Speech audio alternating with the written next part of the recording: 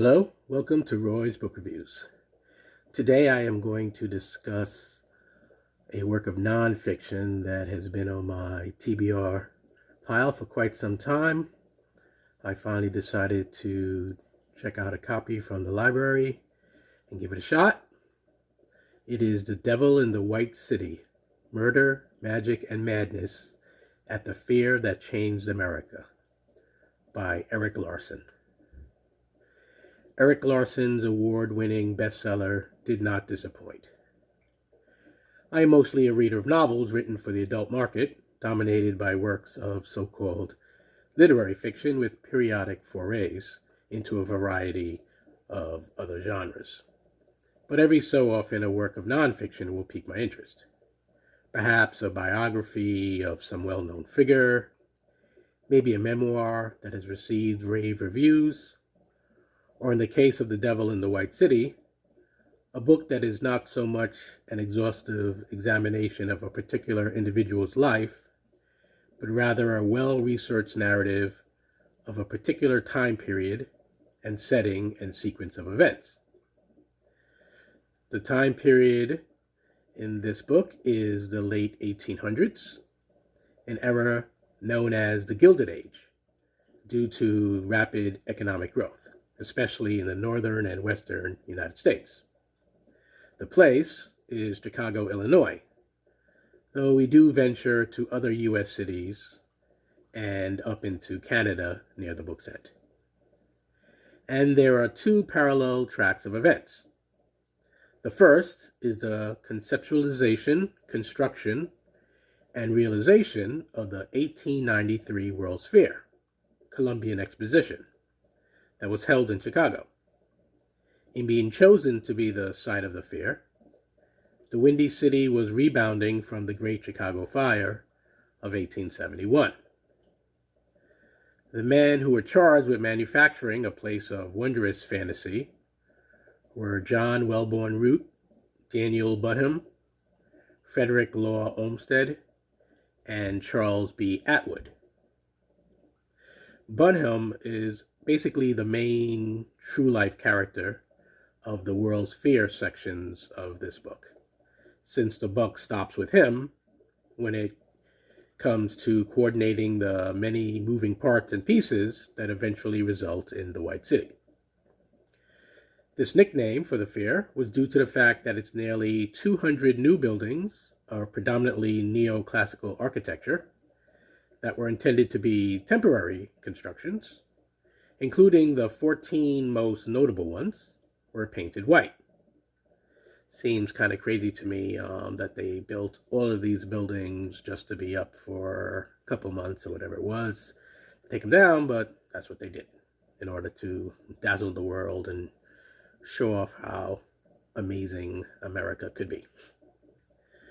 I wouldn't categorize myself as a big fan of detailed technical writing about architecture and landscape design, but Larson does a fine job of getting readers to feel the tension as conceptual artists at the top of the chain, hardworking men doing the grunt work at the bottom, and everyone in between races to get the World Fair ready in time for its planned opening day. Various well-known figures from history are name-dropped for their contributions to a variety of ground-breaking features and attractions that occurred at this fair.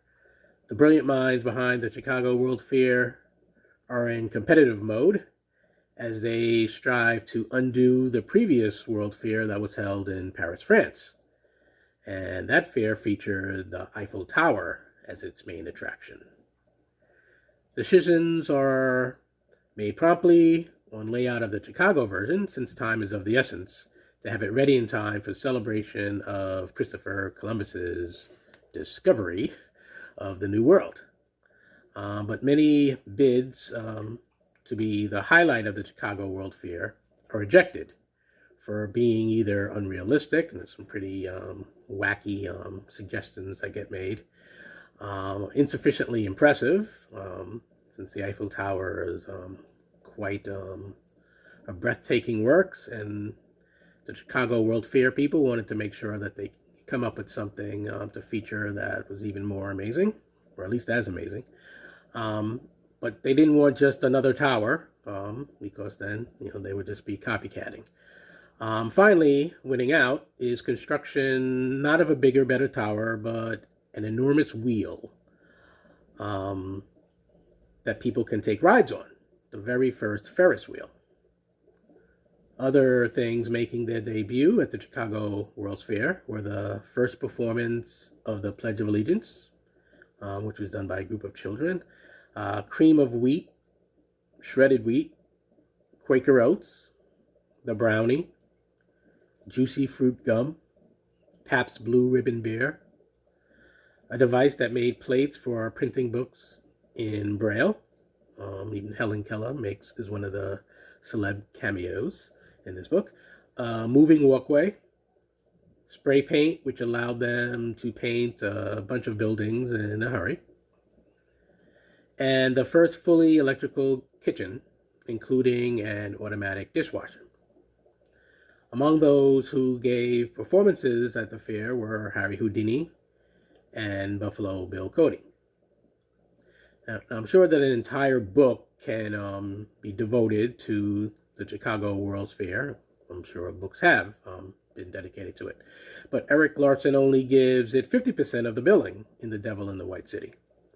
The devil, referred to in the book's title, is the serial killer Herman Webster Mudgett, better known as Dr. Henry Howard Holmes, or H.H. Holmes. And many of Holmes's horrific deeds were done in the shadow of the World's Fair, where he owned a hotel, or at least it was a building that was trying to become a hotel.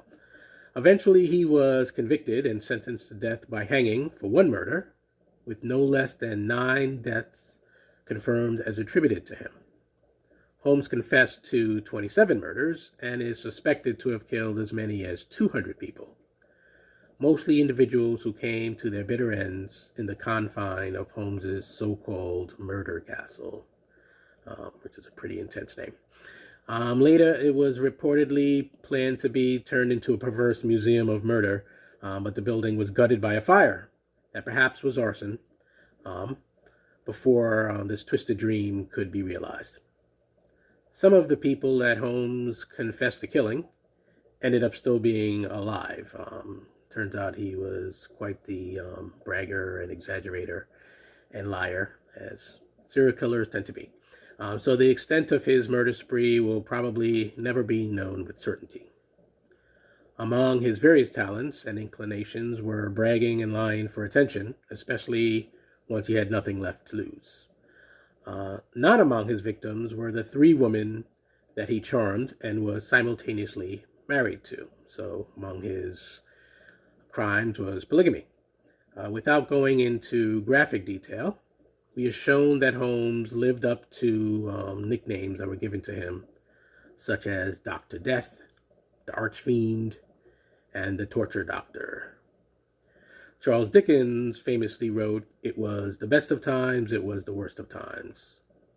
Erik Larson shows us that the late 1800s in America was a time of great promise and technological progress, and also a time of unimaginable horror taking place practically in plain sight.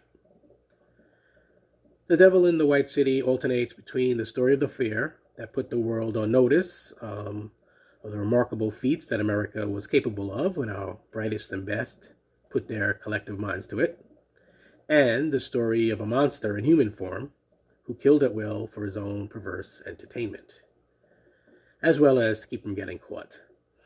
The story of H.H. Holmes no doubt can and has been the focus of a book dedicated exclusively to his evil exploits. I believe a movie is in the works, or at least the rights were bought to it, about Holmes, that's going to be starring Leonardo DiCaprio as America's first serial killer. I believe it's a Martin Scorsese movie, if it does end up getting made.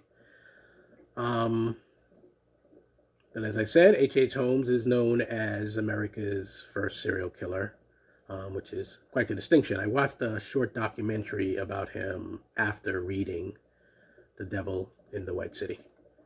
It's pretty interesting and added some extra details that were not in the book. Erik Larson interestingly chose to merge two stories into one compelling narrative rather than just focusing on one or the other. I confess to being more absorbed by the creepy serial killer stuff than by the World Fair planning and execution portion. But going back and forth between the tale of American ingenuity and the tale of an American-made psycho killer results in a fascinating reading experience. Larson gives us a work of detailed nonfiction that reads like a novel. In the endnotes, he writes that he chose to recreate just two of Holmes's murders, and in deciding how best to go about it, he spent a good deal of time rereading Truman Capote's In Cold Blood for insights. That's certainly a brilliantly written place to go for inspiration. I almost forgot to mention that H.H. Holmes, who, by the way, was a contemporary of Jack the Ripper, but possibly far more prodigious, is not the only murderer to be found in the pages of Erik Larson's book. A mentally disturbed man named Patrick Eugene Prendergast murders the beloved mayor of Chicago, Carter Harrison, turning the closing ceremony of the Chicago World Fair into a funeral procession. Clarence Darrow defends him, but was unable to save Prendergast from the gallows. Unlike Prendergast, who was captured immediately after his crime, Holmes was able to continue murdering for a long stretch of time. He took advantage of the fact that so many people were visiting Chicago for the World Fair, many of them unaccompanied. A fair number of these tourists never returned home because of an unfortunate choice of hotel to stay at. If it was not for his compulsion to swindle people and avoid paying off various financial debts, H.H. Holmes probably could have gone on killing people indefinitely, as often is the case with serial killers or other criminals. They end up being caught not for their worst crime, but for a secondary crime that they're committing.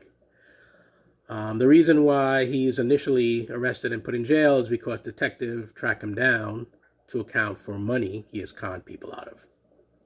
While Holmes sits in prison, law enforcement realizes that it's no mere con man they have captured, but a remorseless, relentless serial killer. I'm glad that I finally got around to reading The Devil in the White City.